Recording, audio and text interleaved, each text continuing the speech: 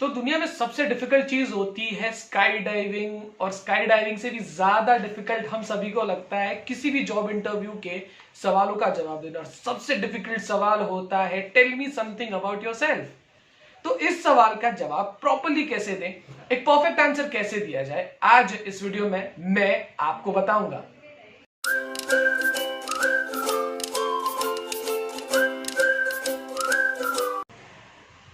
तो मेरा नाम है नयन सोलंकी और चलिए आज हम जानते हैं कि क्या है सही तरीका जवाब देने का, how to tell me something about yourself का।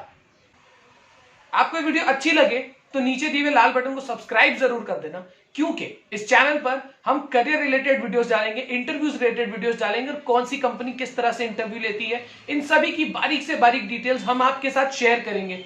तो बिल्कुल अगर आपको हमारी मेहनत अच्छी लगे तो वीडियो को लाइक जरूर कर देना, और अगर कोई आपका दोस्त जो जरूरतमंद हो उसके साथ इस वीडियो को शेयर भी कर देना, हमें मोटिवेशन मिलेगा। तो हम जब भी किसी भी जॉब इंटरव्यू में जाते हैं तो हमारे सामने लिस्ट ऑफ क्वेश्चंस तो आ ही जाते हैं, लेकिन जो हर बार रिपीट होता है और किसी भी जॉब में फिट हो जाता है वो सवाल है tell me something about yourself. ये सवाल हमें हर इंटरव्यू में, हर कंपनी में पूछा ही जाता है। क्या आप सच में जानते हैं कि इस सवाल को पूछे जाने के पीछे का असली मकसद या असली रीजन क्या है? अब आपने तो कंपनी को सीवी दे दी है, उसके अंदर आपका सब कुछ लिखा है, आपने कहां से पढ़ाई की, कितने साल तक पढ़ाई की, कौन सी कंपनी में काम किया या काम किया है या भी नहीं, आपका पूरा नाम क्या है, आपकी एज क्या है, ये सब कुछ आपके सीवी में मेंशन होता है। लेकिन फिर भी आपको इंटरव्यूअर ये सवाल क्यों पूछता है? आखिर इस सवाल को पूछने के पीछे उनकी छुपी हुई मंशा क्या है? तो इस सवाल के दो जवाब हैं। एक तो सबसे पहला कि आपका एक काम के प्रति एटीट्यूड क्या है, यानी कि आप काम को किस रूप से देखते हैं, ये आपके रेट ऑफ स्पीच और आपके चॉइस ऑफ वर्ड से पता चल जाएगा। दूसरा, आप कंपनी को क्या कंट्रीब्यूट कर सकते हैं, यानी कि कंपनी तो आपको सैलरी देगी ही, कंपनी तो आपको काम देगी ही, लेकिन आप बदले में कंपनी को क्या दे सकते हैं और कंपनी को कहां पहुंचा सकते हैं, ये बेसिकली एक इंटरव्यूअर जो है इस सवाल के थ्रू आपसे जज करना चाहता है। तो इस tell me something about yourself के राउंड को मैं 5 पॉइंट्स में डिवाइड करता हूं। सबसे पहले आपका नाम, आपका इंट्रोडक्शन, उसके बाद आपका फैमिली बैकग्राउंड, तीसरा आपका एजुकेशनल क्वालिफिकेशन बैकग्राउंड, चौथा आपका वर्क एक्सपीरियंस बैकग्राउंड और पांचवा आपका एक्स्ट्रा करिकुलर या एक्स्ट्रा स्किल सेट। तो जब आपको इंटरव्यू में tell me something about yourself कहा जाए तो कुछ भी कहने से पहले सबसे पहले यह देखिए कि वक्त क्या हो रहा है। मान लीजिए अगर वक्त हो रहे हैं सुबह 9 से लेके 12 बजे तक तो आप गुड मॉर्निंग कह सकते हैं। अगर 12 से 4:30 के बीच का वक्त है तो गुड आफ्टरनून कह सकते हैं, और अगर 4:30 के बाद का कोई भी वक्त है तो आप गुड इवनिंग कह सकते हैं। यह बहुत इंपॉर्टेंट है कि आप दिन का पहर जान रहे हैं और उसमें फंबल नहीं कर रहे हैं, क्योंकि वो आपके प्रेजेंस ऑफ माइंड को दर्शाएगा। उनको डे ग्रीटिंग्स देने के बाद आप जो अगला काम करेंगे वो है ग्रैटिट्यूड शो करना, यानी कि आप किसी भी राउंड ऑफ इंटरव्यू में हो, चाहे आप फर्स्ट में हो, सेकंड में हो या थर्ड में हो, आपको एक ग्रैटिट्यूड शो करना है जिसमें आप कहेंगे thank you so much for giving me this opportunity to introduce myself. अब आप सोच रहे होंगे कि ये करने का कोई फायदा है या इस करने के पीछे कोई कारण है। सो बेसिकली ऐसा करने से आप अपनी पर्सनालिटी को थोड़ी सी विनम्र दिखाएंगे। बेसिकली विनम्र लोग हर किसी को पसंद आते हैं।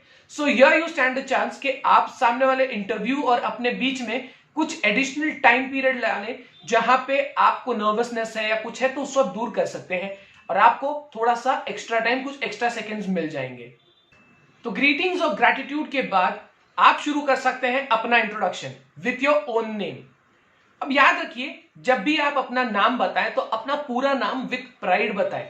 जितना प्राइड से आप अपना नाम बताएंगे, सामने वाले इंटरव्यूअर का आपके ऊपर कॉन्फिडेंस उतना ज्यादा बढ़ेगा, क्योंकि अगर आप अपने आप को वैल्यू करते हैं तभी तो आप उनके ब्रांड को वैल्यू कर पाएंगे, इसकी अश्योरेंस उन्हें मिलती है। अब अपने आप को इंट्रोड्यूस करते वक्त जो सबसे बड़ी गलती ज्यादातर लोग कर देते हैं वो अपने आप को मिस्टर या मिस कहने की गलती होती है। सो बेसिकली ये ग्रामेटिकली कहीं कहीं अपने आप को जब हम प्रेजेंट करते हैं तो ग्रामेटिकली करेक्ट साउंड नहीं करता है। सो व्हेनेवर आप जब भी अपने आप को इंट्रोड्यूस करें तो इन सेंटेंसेस का ही उपयोग करें, जैसे कि hi my name is so and so. My name is Nayan Solanki, और I am Nayan Solanki, और my name is Nayan Solanki. कभी भी ऐसे इंट्रोड्यूस ना करें, My name is Mr. Nayan Solanki. जी नहीं, ये बहुत ही ज्यादा गलत ग्रामर हो जाती है। तो यहां कहीं कहीं आपका ग्रामर पे जो है पकड़ नहीं है, या आपकी इंग्लिश की भाषा पर पकड़ नहीं है, ये दिख जाएगा और ये एक नेगेटिव मार्किंग हो सकती है, and it could be a bad start. एक सेंटेंस फॉर्म करके बताता हूं शुरू से लेके अब तक जो भी हमने सीखा उसके लिए। Good afternoon sir, thank you so much for giving me this opportunity to introduce myself Nayan Dilip Solanki. यहां एक छोटी सी गलती कई बार हम लोग कर देते हैं, एक्साइटमेंट में hi hello how are you what's up ये सब कर देते हैं, लेकिन ये बिल्कुल ना करें, ये थोड़ा सा इनफॉर्मल हो जाता है। व्हेन हम इंटरव्यू दे रहे हैं तो ऐसे शब्दों का इस्तेमाल करना अवॉइड करें। तो जैसे आपने अपना नाम इंट्रोड्यूस किया, उसी के साथ साथ आप अपनी डेट ऑफ बर्थ भी बताएं, लेकिन उसका सबसे सही और सबसे इफेक्टिव तरीका जो है ये मैं आपको बता रहा हूं। My name is Nayan Dilip Solanki. I was born on the 30th day of September in the year 1992. अब ये करने से आप क्या कर रहे हैं? बेसिकली ये करने से आप जो है थोड़े इलैबोरेटिव हो रहे हैं अपने बारे में, यानी कि अपनी बारीक से बारीक डिटेल आप बहुत ही अच्छे से उनके सामने प्रेजेंटेबल वे में पेश कर रहे हैं। सो इससे जो है आपकी वोकैबुलरी और आपकी जो लैंग्वेज है उस पर आपकी पकड़ बहुत अच्छे से दिख जाएगी, और ये उनको इंप्रेस करेगा, क्योंकि इस तरीके से बहुत कम लोग हैं जो अपने आप को प्रेजेंट करते हैं। अपनी डेट ऑफ बर्थ बताने के बाद नेक्स्ट स्टेप जो है आप अपनी फैमिली को इंट्रोड्यूस करें। फैमिली को इंट्रोड्यूस करते वक्त जो मेन सेंटेंस आपको यूज करना है, चाहे आप इसे रट लीजिए या किसी तरह से आप अपने दिमाग में भर लीजिए, पर ये सबसे इफेक्टिव वे है इंट्रोड्यूस करने का। सो आप कहेंगे my family consist of dash members. वैसे तो लोग कहेंगे कि माय फैमिली हैज 4 पीपल और आई हैव 4 फैमिली मेंबर्स। ये ग्रामेटिकली करेक्ट हो सकता है, लेकिन उतना इफेक्टिव नहीं है जितना इफेक्टिव लगेगा my family consists of 4 people including me, my father, my mother and my sister. So ये आपने बता दिया कि ये 4 लोग आपकी फैमिली में हैं। अब आपको क्या करना है? अब आपको एक एक करके शॉर्ट और क्रिस्प तरीके से बता देना है कि कौन कौन क्या क्या करता है। अब इससे पता ये चल जाएगा बेसिकली कि आपके फैमिली में अर्निंग मेंबर कौन कौन है।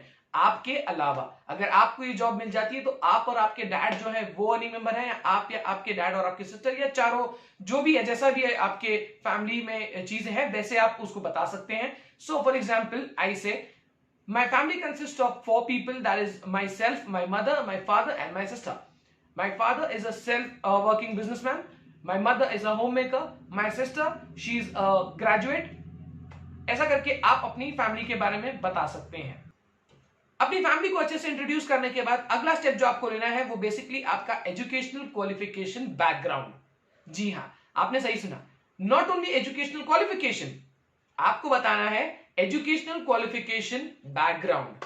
अब आप सोचेंगे कि इसमें बैकग्राउंड जैसी क्या चीज होगी यार, मैंने तो एसएससी की है, एचएससी की है, ग्रेजुएशन किया है, पोस्ट ग्रेजुएशन करा है, एमबीए करा है, जो भी किया है, but there is a way, there is a particular way जिसको एक परफेक्ट तरीका माना गया है in all the interviews. So basically इसके भी 4 स्टेप्स हैं, अगर आप चाहें तो उसे नोट डाउन कर सकते हैं।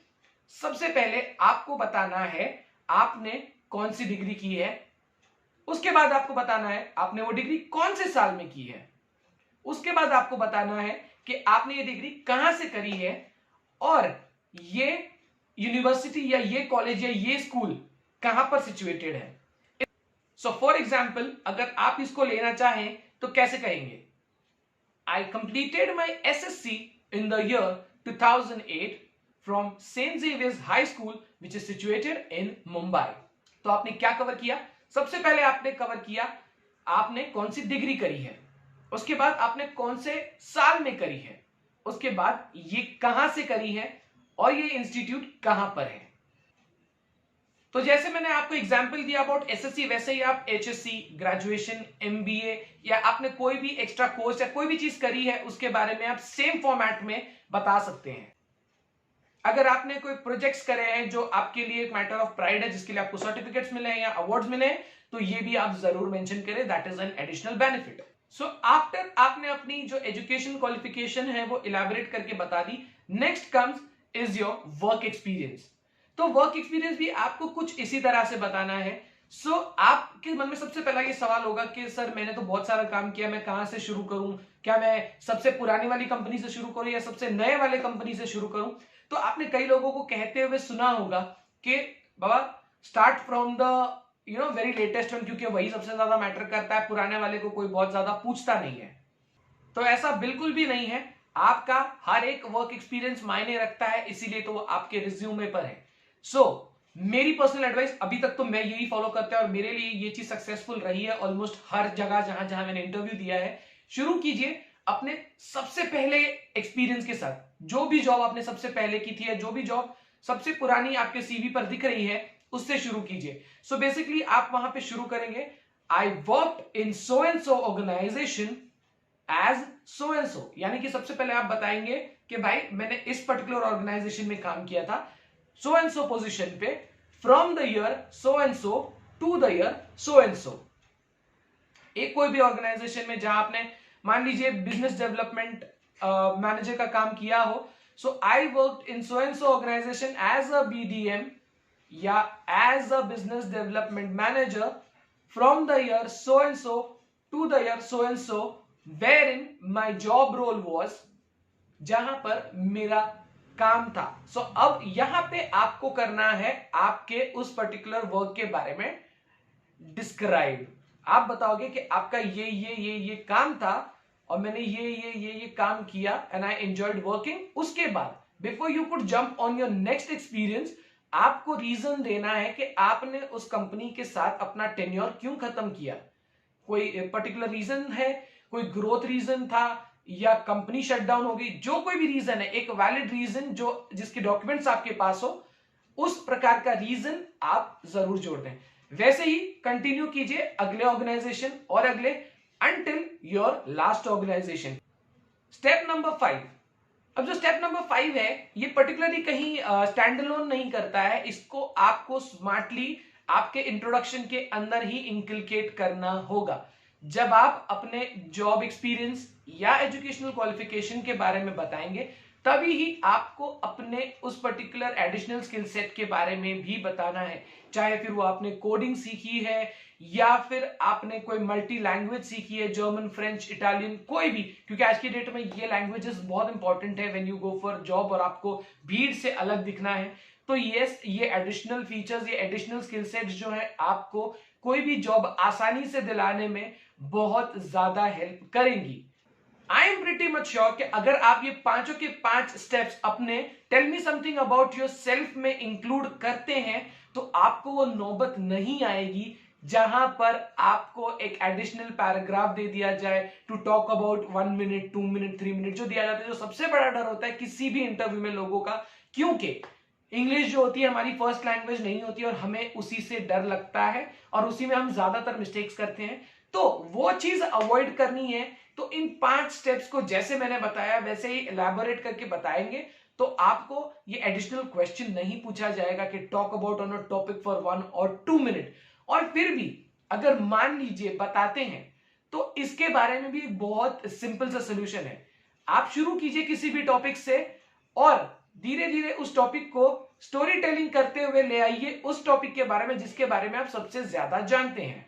और अगर आप चाहते हैं कि मैं इस पर्टिकुलर टॉपिक पे, यानी कि ये जो 1 minute conversation, talk on so and so topic for 1 minute, अगर ये मैं ये कवर करूं कि किसी भी टॉपिक पर आप किस तरह से कंटिन्यूस 1 मिनट या 3 मिनट के लिए बोल सकते हैं, अगर आप चाहते हैं कि मैं इस पे एक अलग से सेपरेट वीडियो बनाऊं तो प्लीज मुझे कमेंट में बताइए, मैं डेफिनेटली ये चीज करूंगा।